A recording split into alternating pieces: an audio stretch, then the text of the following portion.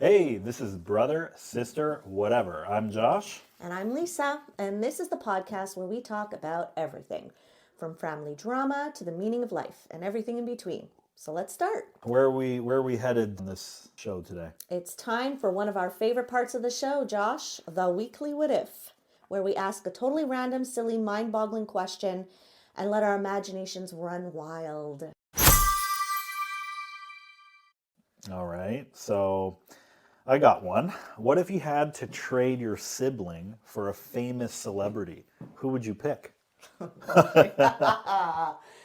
Oh man, have I thought of this question over the years or what? No, just kidding.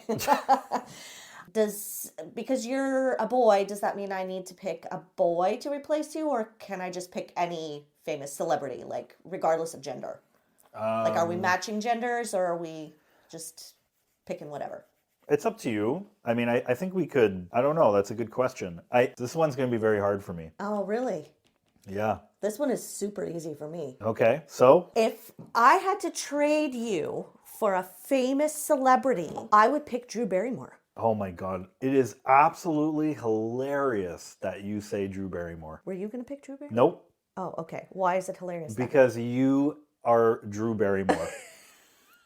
So the fact that you say that is hilarious. It's the one actress that always reminded me of you. Really? Yes, just her personality. So I find it very hilarious that the sibling you would pick is Drew Barrymore. Interesting. I didn't know that. Yeah, no, I love her. I think she's so personable. She's very touchy-feely, huggy, very like, talk to me about things, and I love that. Okay, so you must have come up with something already, no? Oh my gosh, this one's tough for me. I'm just gonna kind of say the first thing that popped into my mind, and I don't know why. There's no, Reason for reason for it, but I'm just gonna say the celebrity that popped into my head. Okay, what? Vanilla Ice.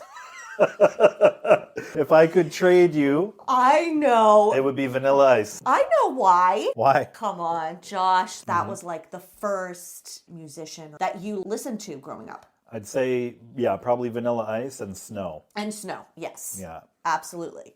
The two that were on repeat over and over and over again. Yeah. If I have to listen to Runway one more time. Lady with the red dress. Yeah. Do you remember Kris Kross? Yes. I used to wear my I used to wear my pants backwards to school. Running away from the cops like that wasn't easy. Oh my gosh, Josh. I don't know that story. Oh my gosh. Okay. So listen, that's the end of our weekly what if session. We'll have another fun question next week. Don't know what it is, but we'll see. We'll pick out of the hat.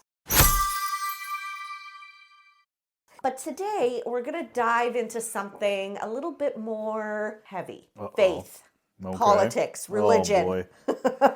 and family, and how that all fits together. Question for you, because there's an age gap in terms of timing in our life. I'm curious what you remember about growing up and religion, if you remember anything. I remember Jehovah Witnesses. Okay. I remember that I would always fall asleep at the congregations. I remember the celebrations were limited because being a Jehovah Witness meant certain things. So I think like Christmas, like we would do like a present, but like we wouldn't label it Christmas. And we do it in November. Yeah, birthdays, I think were a little bit like that too. That's kind of like what I remember. And what I'm really happy that, for me, my perspective, I'm very happy that I went through that because I learned at a very young age that it wasn't for me. I really don't mean that like in a negative way or anything. I just mean it more like because I had some really good, something that I actually remember vividly was having little meetings with one of the Jehovah Witness, like, I don't know what they're, missionaries, whatever they're called. Yeah. But I remember I would have little meetings and one-on-ones.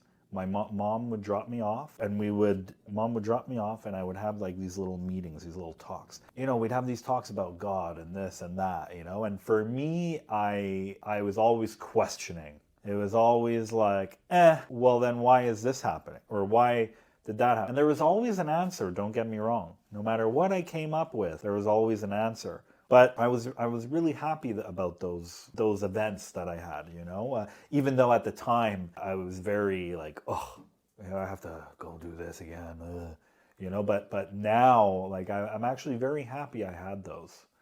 Now, of course, looking back, it was definitely a highlight into whether religion was for me or not. Well, I remember my 6th birthday party was the last birthday that we celebrated for quite a few years. So I think we're an infant when mom and dad like started going to the Kingdom Hall. I would say by the time I started high school, they were done with it. But I have a different perspective because I was a little bit older. I also didn't like it very much. And it was definitely, it's funny that you bring up that even those, the experiences that you remember, like the memories that you have of that time, some of the things that you went through and experienced, how it affects your look at religion now.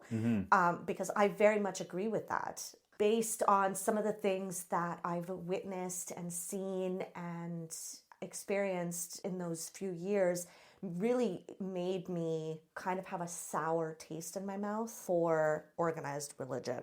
I was baptized a Mormon when I was 17, 18. That lasted a couple of years, and that was a different experience too. We had an aunt and an uncle that were Mormons, and we used to stay with them every summer. So we would go to church with them just by default, right? Yeah. Because we were there. Again, it's weird. Didn't enjoy it then. Yeah, but looking back on it, enjoy it now. Maybe I did enjoy it, I just didn't want to admit it. There's a lot of things about religion that are great. And there's a lot of, like, I think the sense of community within the church, right? Well, yeah. Can be amazing. So I think that's a great thing about it. Having that like-mindedness and the things in common that you can like relate to the people around you. That whole sense of community. But it's like the intricacies of it that I don't like. The limitations that are set on you. And when you break a rule, as I do air quotations, and then the repercussions of that within that community can be very isolating. So it's funny how you can be within a community, but then also feel isolated at the same time. Yeah. There's a lot of, I have a very complicated relationship personally with religion. I'm not for it. I'm not against it. All I know is right now I'm not involved in anything. Yeah. I do like spirituality, feeling connected to something bigger than you, all of that stuff, right? I mean, okay, here's a loaded question then, since we're on this topic. Do you believe in God? Honestly, I don't know. Okay. I feel like I should, because from such a young age, I was kind of taught that there's a God, a heaven, a hell. His son sacrificed his life for us to be forgiven. But then, like, if you look at all the different religions, there's the basics. The foundation. The foundations, which are pretty standard across the board, right? For the most part. Again, I'm not an expert on religions, but having dabbled in a few over my 40 plus years, fundamentals are pretty much there. But then each religion has its own micro, like little things that make it that religion. And so it's those things that I have the issue with. I also don't believe that religion has the right to tell me what to do with my body. But, we're delving into like a whole bunch of other things, which is probably not what we mean to be talking about. Needless to say, I have a complicated relationship with religion.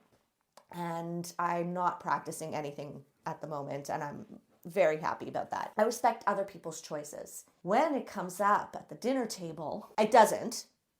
Not religion anyway. Politics is a different story, and we'll touch on that in a minute. But, if it comes up in conversation with friends, with, extended family, I give grace to people to have their own choices and because I would want that for myself. But I do know that there are some people out there that are very forceful with their choices. Moving on to politics a little. Politics is a big thing at the dinner table. Specifically with Dad. Dad is definitely into the politics. Well, I mean, when it comes to the politics in general, I will be the first to say that I don't know too much about Canadian politics. I do know that what's going on right now isn't working for a lot of us. The in-depth look at Canadian politics, not really, I'm not your gal to be talking about. Quebec politics, I know a little bit more about those. It makes me angry, and things that make me angry, I want to know about. Do you mean like the French stuff? The language laws are ridiculous. True. The health and education systems in Quebec, we need to get going on this stuff, you know? Yeah.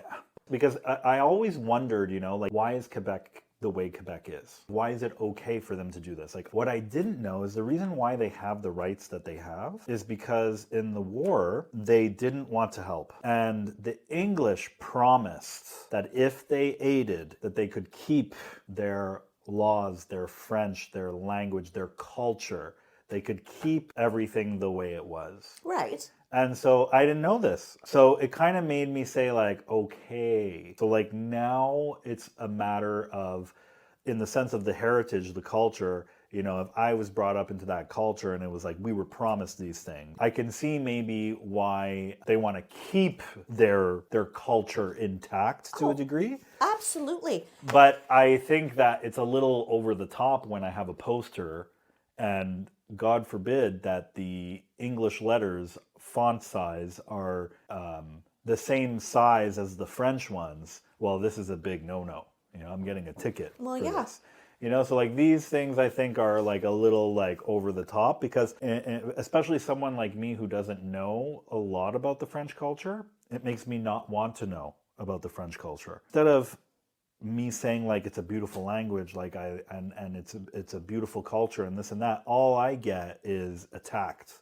Mm-hmm. Or at least I feel attacked, even though they probably feel attacked because my font size is this big compared to the French, and you know what I mean? Yeah. So I think that, there's a lot to kind of unravel in that. I have to say, I will admit that when politics comes up in any conversation, I get quite aggressive. But aggressive in terms of shutting it down. Mm-hmm. Like I just don't even want to hear about it. It gets me upset. Like in what regard? I think that when I speak to somebody and their view, and I know that the point of view that I have is not shared with that person in regards to politics, that it's like I don't want to hear it. Why go there and get annoyed when you could just not talk about it and avoid it? I'm all about avoidance. I don't know. Yeah, I mean, I've never been that person either to be really like, I don't even get into the conversations about politics. Right. But why? I don't know. Maybe it's a childhood thing. What do you mean it's a childhood thing? Maybe because we never talked about it. Maybe because, it was never really... But Josh, we never really talked about anything, really. It was not like we had discussions at the table. No, I guess not. About anything, really. Right? It was like the normal, how's your day, that kind of thing. Like it was never like sharing opinions. Mm-hmm. We didn't grow up in that kind of an environment. So maybe that's why we're both kind of like a step away from that kind of thing, because just to avoid...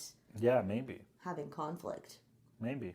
I don't think there's any way to avoid it other than shutting it down when it comes up. Well, I think that maybe we also have learned that no matter who is in charge, it's never good in many ways. I have to say though, as an adult, probably been never worse than it is lately with Trudeau. Yeah. He's done some great things. The opposition was prime minister, didn't even touch it, and vice versa. So there is some positives there, but I think just myself as an entrepreneur, and I'd say that I definitely felt the difference being in business for 20 years and having him come in, for almost a decade. There's definitely been a big change. Yeah. That's pretty much all I can really say about it. Let's go back for a second. Growing up. Yeah. And not being able to celebrate holidays for that chunk of change. What holiday did you miss the most? I don't know what necessarily is wrong with my brain, but I can't remember certain things. Okay, so like I have a very, I don't know, I've noticed this, that there's a lot of blanks. Maybe I need like hypnotism therapy or something to remember stuff. So like that question, I draw a complete blank, I mean, you were 6 years into your life when those rules changed For me, I was born into it. So for me, it was normal. So I don't, as of right this second, I can't tell you that I missed anything. This is probably why I don't remember birthdays.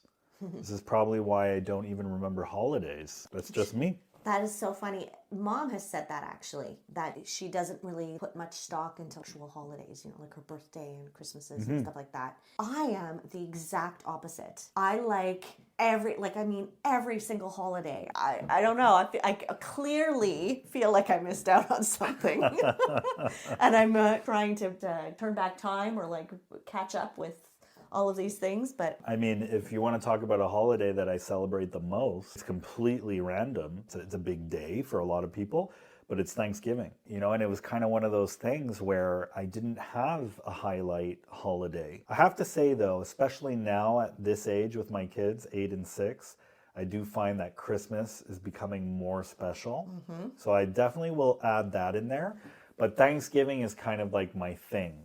And so that's the day where, I cook everything. I brine the turkey. I hunt the turkey, everything from scratch, it's like that big day, where we give thanks. And I don't know, maybe mom will hear this podcast and be like, why you think like that? Because something I don't know or remember, what I mean about Thanksgiving or what we did. I find it like a privilege for someone to be at my house at that time. And it's like, it's very exclusive. Party. It's like Squid Game, and like the higher guys with the golden mask there. It's like that's like, we're not killing people, but it's like that, it's like really like, executive kind of thing. Yeah. So that's how it makes me feel, I feel like we're up there, and this is like very special. Well, listeners, how does your family handle disagreements about religion, politics? Let us know your tips and stories, and we might share them in a future episode. So that's it for today's episode of Brother, Sister, Whatever. Thanks for hanging out with us. We'll catch you next time, same place. Take care. Bye.